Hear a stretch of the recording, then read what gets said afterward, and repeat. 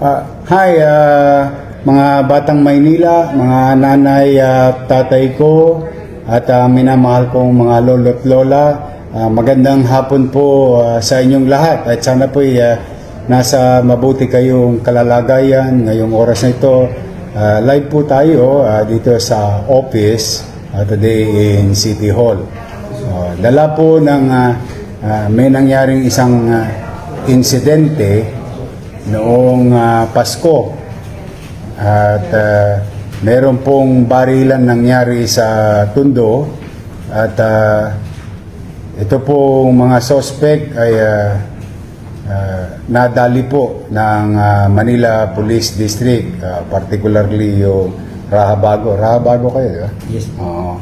At nais ko pong ipaalam, ito po nahuli na naman kagabi, may dala namang baril at balak na naman yata mag-shoot out. Nagiging habit po ng mga bata ngayon magbarilan at magbatuhan ng tingga sa isa't isa.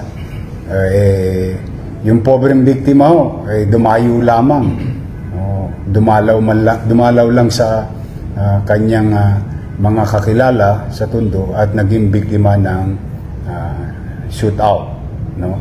Ito po yung suspect. Dadali mo dito. Ito po si Bingber Kyle Enaje de Lima, o alias Kyle, 24 anyos. Siya po ay member din ng Batang City Jail. Kaya po pinagpapasalamat ko una sa Manila Police District, to the men and women uniformed personnel of the MPD. I hope we can continue to give justice to the victim, as I have said and repeatedly saying. Rest assured, hindi man natin mapigilan yung mga kriminal or tulongges na gumawa at makapanakit. Yun ang goal natin, sana mapigilan.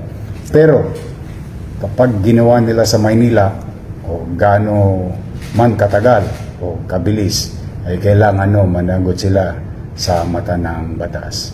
To the family, the victim, ay nakikiramay po kami. And I hope with this, magpapatong-patong na kaso nito. O yung sa homicide, o ito, illegal possession of firearms and ammunition. No? So muli po, mga batang Maynila, pumanatag kayo. Basta pag meron pong nangapi sa inyo, nangabuso sa inyo, ng biktima sa inyo, rest assured that your city government will go after them wherever they are, whoever they are. And through the help of Manila Police District, the men and women uniformed personnel of MPD will bring them to justice. So pumanatag kayo at pipilitin natin lagi na maging panatag ang pamumuhay sa lungsod ng Maynila. Now, let me take this opportunity again to inform yung mga talipandas, mga tolongges. Wag na wag kayong gagawa ng kagaguhan sa lungsod ng Maynila. We'll go after you. It's not worth it. One, bawal yun. Pangalawa, we'll make sure that you're going to pay the price. So it is not worth it to do criminal activities in the city of Manila. May gobyerno na sa lungsod ng Maynila. So again, mga nanay, tatay ko, muli, if you have, I hope you don't mind, please do share this live broadcast informing the general public, the city of Manila, and to those who are coming in and out of the city, that one suspect again is now going to be brought to justice. So magandang araw po at pagpalain nawa kayo ng pong may kapal.